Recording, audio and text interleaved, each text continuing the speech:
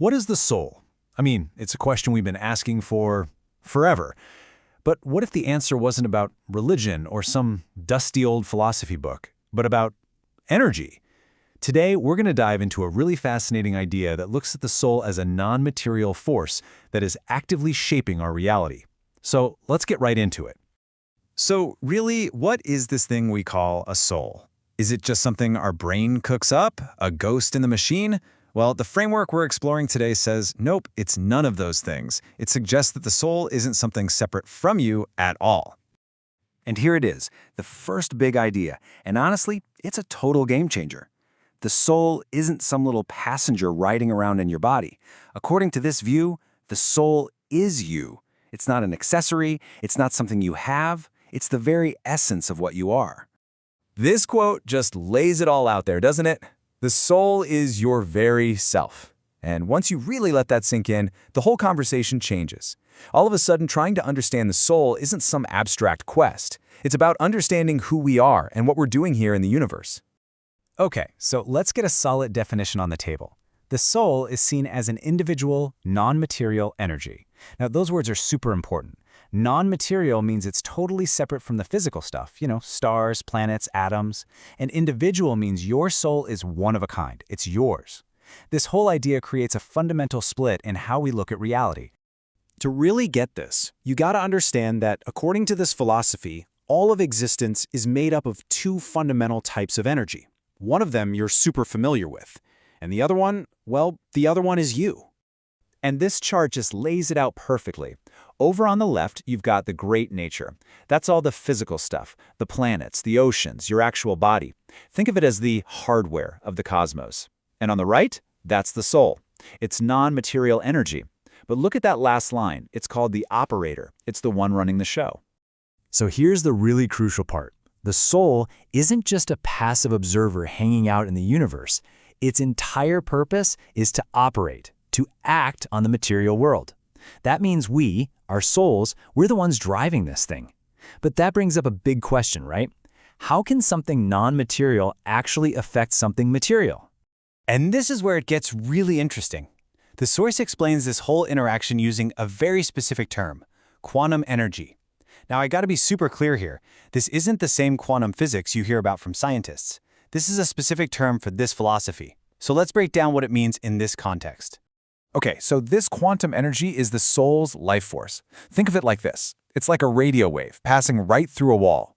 The wave is in the wall, it overlaps with the wall, but it doesn't become part of the wall, right? It just passes through.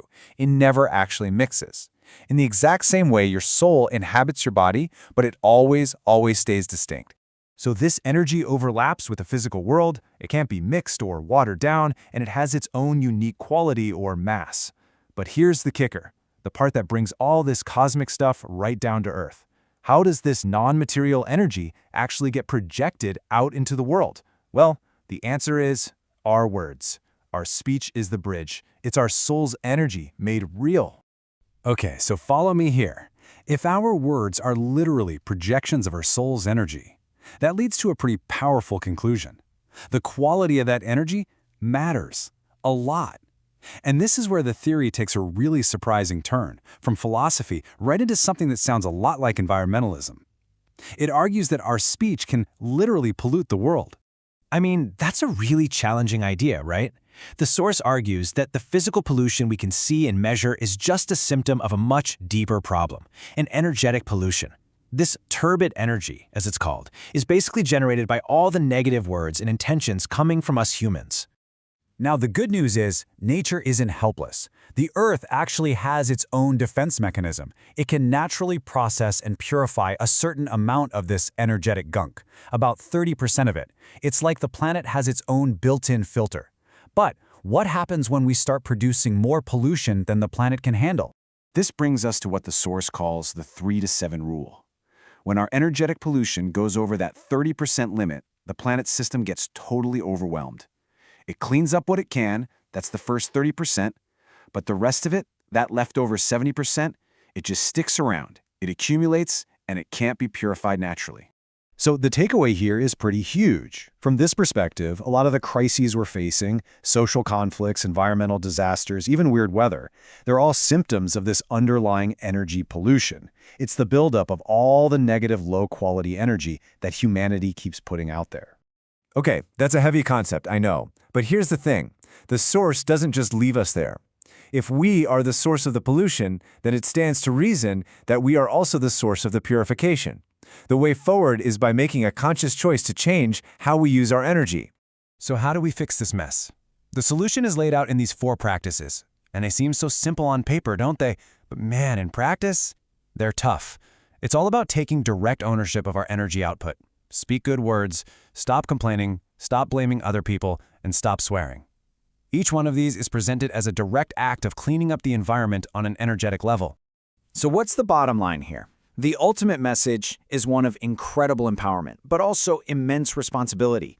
Your words aren't just empty sounds. They are literal transmissions of your soul's energy. They are forces that are either creating or destroying, constantly shaping the world, for better or for worse.